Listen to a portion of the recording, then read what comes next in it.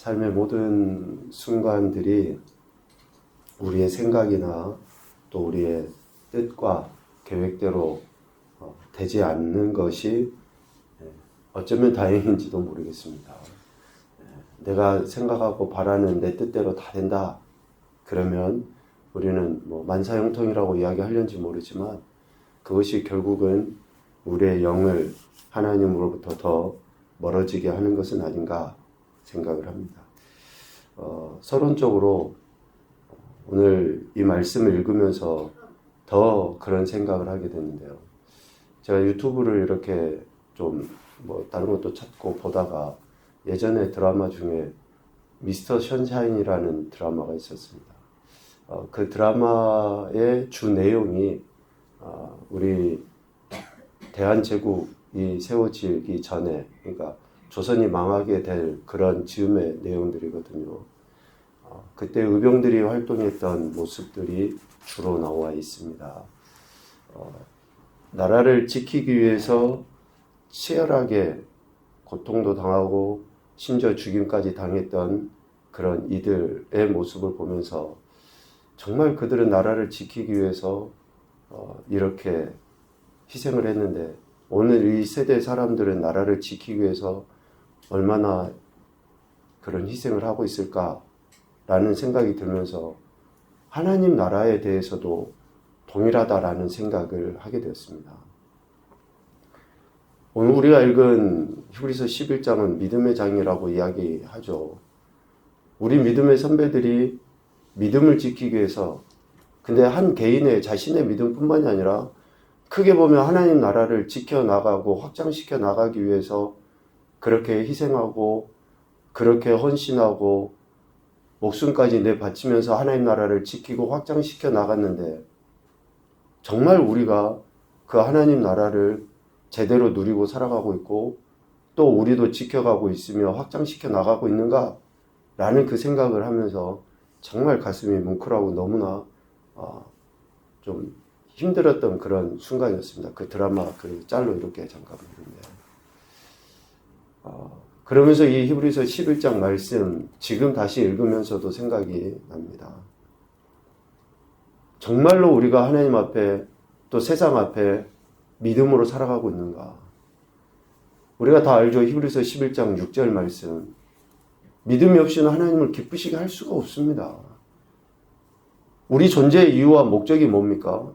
하나님을 기쁘시게 하고 영원토록 즐거워하며 하나님만 찬양토록 하기 위해서 우리는 지금 이 땅에 존재하는 거예요. 어떤 하나의 부품이 아닙니다. 전인격을 다해서 하나님을 찬양하고 하나님을 영화롭게 해야 되는, 기쁘시게 해야 될 그러한 사명이 우리 모든 인생들에게 있다라는 거예요. 그런데 진짜 내가 믿음으로 그렇게 하나님을 기쁘시게 해드리고 있는가? 우리 뒷부분의 이야기는 아멘으로 받아들이죠. 하나님께서 우리에게 상 주신다. 그런데 상은 누가 받습니까? 믿음으로 하나님을 기쁘시게 하는 자들이 받는 거예요. 그 상도 미안하지만 쓴 잔일 수 있습니다. 세상 사람들이 이야기하는. 순교의 잔일 수도 있습니다. 고통의 잔일 수도 있어요. 의병들이 나라를 지키기 위해서 나라를 팔아먹는 자를 죽이는 것은 또 그것도 옳지 않다라고 이야기하면 어쩔 수 없지만 나라를 팔아먹은 자를 죽이면서 그들이 했던 멘트가 뭡니까? 지금 내가 당신을 죽이질 않아도 누군가가 당신을 반드시 죽이러 올 거다. 그때가 언제인지는 모르지만 당신을 죽이러 올 거다. 그런 멘트를 하면서 총에 맞아 죽거든요. 순교를 당해요. 반드시 하나님을 기쁘시게 하고 하나님을 영화롭게 하고 하는 자들이 상을 받는데 그 상이 순교의 잔일 수 있다니까요. 믿음이 얼마나 중요한지, 믿음이 어떠해야 하는지를 우리에게 분명하게 말씀하십니다. 그래서 믿음은 우리 신앙의 시작임과 동시에 과정이기도 하고 결국이기도 합니다. 믿음이 시작이에요. 그리고 믿음이 과정이고 믿음이 결국입니다. 그래서 우리가 예수님을 믿고 따라간다라고 하는 것은 우리 인생의 전부여야 돼요. 전부. 우리 인생의 삶의 모든 것이 믿음에 근간해야 되고 그 믿음도 미안하지만 우리가 제대로 잘 구분해야 됩니다. 감정적인 믿음인지 개인의 신념적인 믿음인지 정말 하나님 말씀에 근거한 믿음인지 우리가 이 믿음이 미안하지만 교회 다닌다고 해서 똑같은 믿음으로 물론 우리는 판단 못합니다.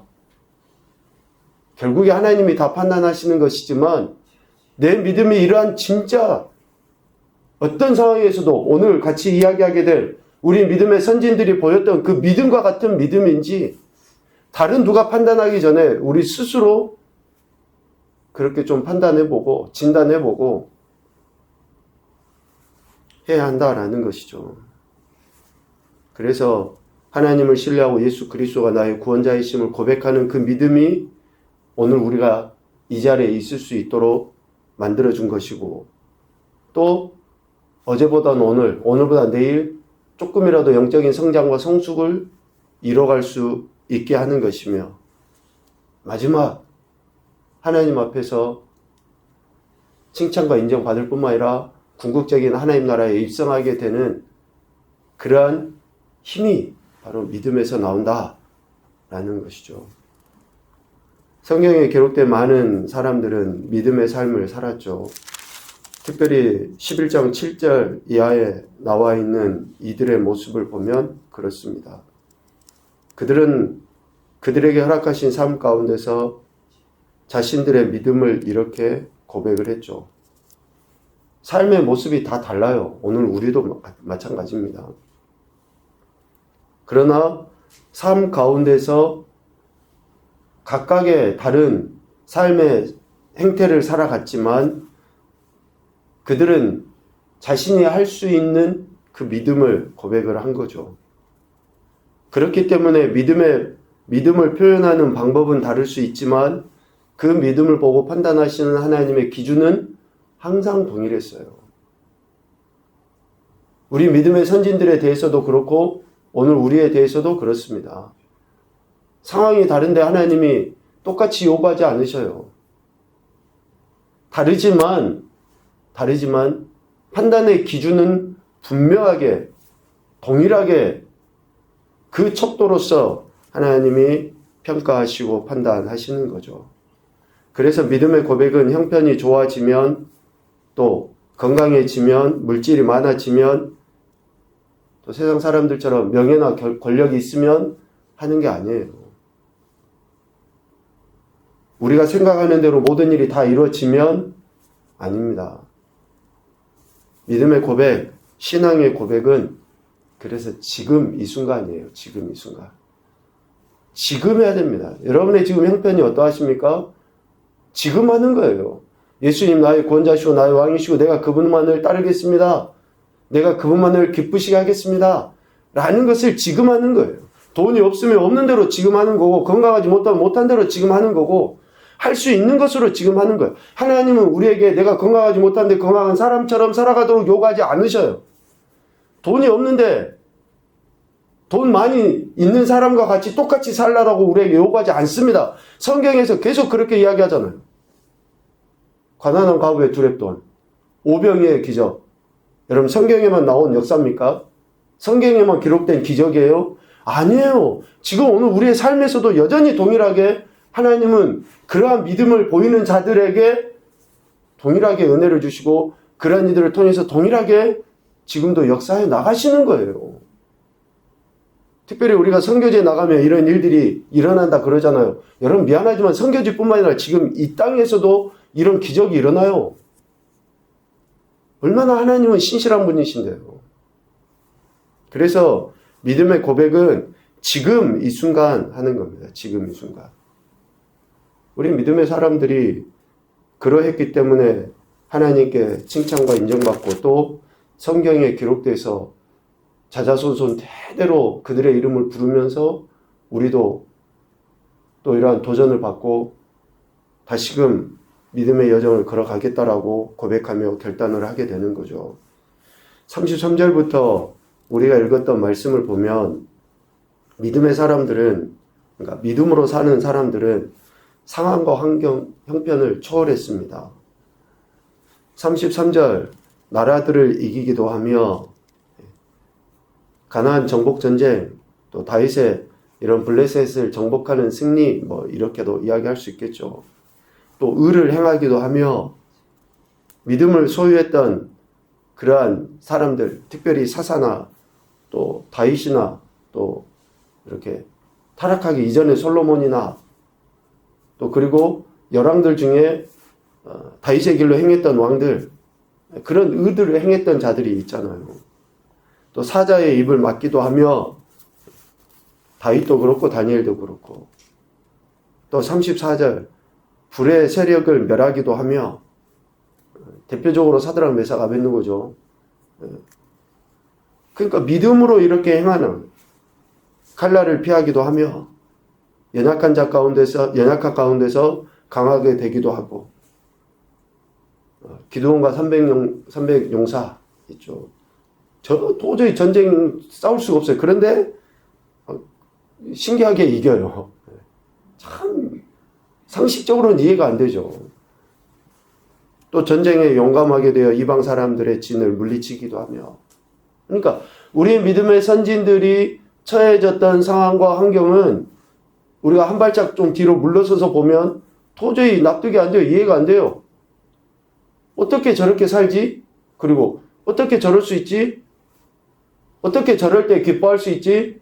뭐 이런 생각이에요, 그냥. 그런데 그들은 그 가운데서 그런 상황 환경에서도 여전히 믿음을 지켰고 여전히 하나님을 신뢰했기 때문에 우리가 납득이 안 되는 상황이고 이해가 안 되지만 됐었잖아요. 이겼잖아요. 승리했잖아요. 그렇게 된 거잖아요. 이게 믿음의 법칙이거든요. 이게 믿음의 법칙이에요. 그래서 이러한 사람들의 삶의 모습을 보고 38절에 성경에서는 이렇게 이야기해요. 이런 사람은 세상이 감당하지 못하느니라. 세상이 감당하지 못해요. 세상은 어떤 세상입니까? 공룡의 권세 잡은 자, 흑암의 권세가 가득 차 있잖아요. 여전히 불법, 불의, 악의가 충만한 곳이 세상이잖아요. 도저히 정의라고는 살펴볼 수 없는, 정직이나 공의로움은 찾아볼 수 없는, 양심이 무뎌져 있고 양심의 불화살이 맞아서 아무런 가책도 자책도 어떤 그 수치도 모르는 그런 세대이잖아요. 그게 세상이거든요. 그런데 믿음의 사람들은 전혀 다른 지금 삶의 태도를 보였잖아요.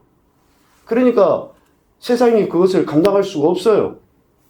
이러한 사람을 믿음의 사람이라고 이야기하거든요. 오늘 우리가 만나는 사람들도 만나는 세상도 별반 다르지 않아요. 지금 우리 믿음의 선진들이 살았던 그런 세대예요. 불의 세력이 강력하고요. 불의가 충만하고요. 또 악한 전쟁들이 계속 도사리고 있는 것이 지금 우리가 이 문을 나가면 만나게 될 그런 세상이잖아요. 그런 세상에서 우리가 어떻게 해야 되느냐. 지금 말씀을 통해서 우리에게 기준을 정해 주시지 않습니까? 기준. 믿음의 사람들이 살았던 삶이 오늘 우리의 기준이 되어야 된다라는 것이죠. 그래서 믿음의 사람들에게는 핍박이나 환난이 문제될 수 없으며, 또 세상적인 부귀, 영화, 명예 이런 모든 것들이 유혹으로 온다 할지라도 그것이 그 믿음의 사람들을 넘어뜨릴 수 없다. 하나님에게서 돌려놓을 수 없다라는 것이죠. 믿음의 사람들에게는 오직 하나님만이 유일한 소망 되신다라는 것을 그들은 입술뿐만이 아니라 자신의 전 삶을 통해서 고백을 해버렸어요. 그러니까 세상이 도저히 감당할 수 없는 거죠. 오늘 우리가 이런 삶을 살아가야 되는 거죠. 이런 삶이 되도록 하나님의 은혜를 구해야 됩니다. 지금은 당장 손해보는 것 같고, 지금 당장 남 밑에 있는 것 같기도 하고, 지금 당장 뭔가 이득으로 얻어지지 못하는 것처럼 느껴진다 할지라도 우리는 하나님이 기뻐하시는 그 믿음에 따른 삶을 살아내야 되죠. 그래서 이 아침에도 우리가 우리 믿음의 선진들이 살았던 모습을 보면서 도전을 받는 것입니다. 하나님께서 기뻐하시는 것이 무엇이며 다시금 우리에게 원하시는 것이 무엇인지 이런 말씀들을 생각하시면서 올 한 해 신년에 이런 말씀을 나누는 것은 가장 복되다라는 생각을 합니다. 올 한 해 우리가 정말로 이러한 믿음의 태도를 통해서 하나님을 영화롭게 해드릴 뿐만이 아니라 우리에게 주시고자 약속하신 삶의 영역 속의 은혜들을 누리며 더 큰 영광으로 올려드릴 수 있는 저와 여러분의 신앙과 삶이 되시기를 주님의 이름으로 축복합니다. 아멘.